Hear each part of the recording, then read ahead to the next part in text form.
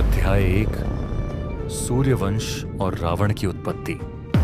जब ब्रह्मा ने सृष्टि का विस्तार किया तब उनके मानस पुत्र मरीचि के वंश में कश्यप अर्षि हुए, जिनकी पत्नी अदिति से देवताओं का जन्म हुआ और दूसरी पत्नी दिति से दैत्य, जबकि दानवों और राक्षसों की उत्पत्ति दनु और अन्य स्त्रियों से हुई।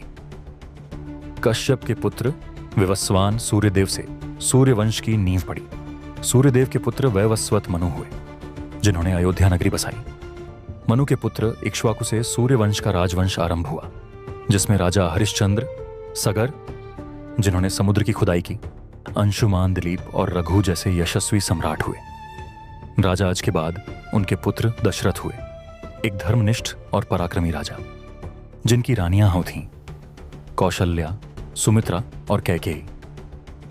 परंतु पुत्र न होने की चिंता में उन्होंने महर्षि ऋष्यशृंग के निर्देशन में पुत्रेष्टि यज्ञ किया। अग्निदेव ने उन्हें दिव्य खीर प्रदान की, जिससे राम, भरत, लक्ष्मण और शत्रुघ्न का जन्म हुआ। दूसरी ओर राक्षस वंश भी ब्रह्मा से ही उत्पन्न हुआ। ब्रह्मा के एक अन्य पुत्र पुलस्त्य अर्षि थे, जिनके पुत्र हुए विश्रवा। विश्रवा ने 2 विवाह किए। पहला विवाह देवकन्या इलविला से, जिनसे कुबेर उत्पन्न हुए, जो आगे चलकर स्वर्ग के कोषाध्यक्ष बने, और दूसरा विवाह राक्षस राज सुमाली की कन्या कैकसी से। कैकसी से विश्रवा को 4 संतानें हुईं, रावण, कुंभकर्ण, शूर्पणखा और विभीषण। वाल्मीकि रामायण उत्तरकांड के अनुसार रावण जन्म से ही अत्यंत तेजस्वी और अहंकारी था।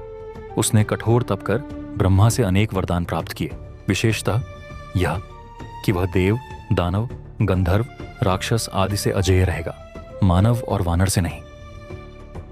कुंभकर्ण भी तपस्वी था, परंतु देवताओं की चाल से उसकी बुद्धि भ्रमित हो गई और उसने निद्रात्वं की जगह निद्रात्व वर मांग लिया, जिससे वह घोर निद्रा में चला गया।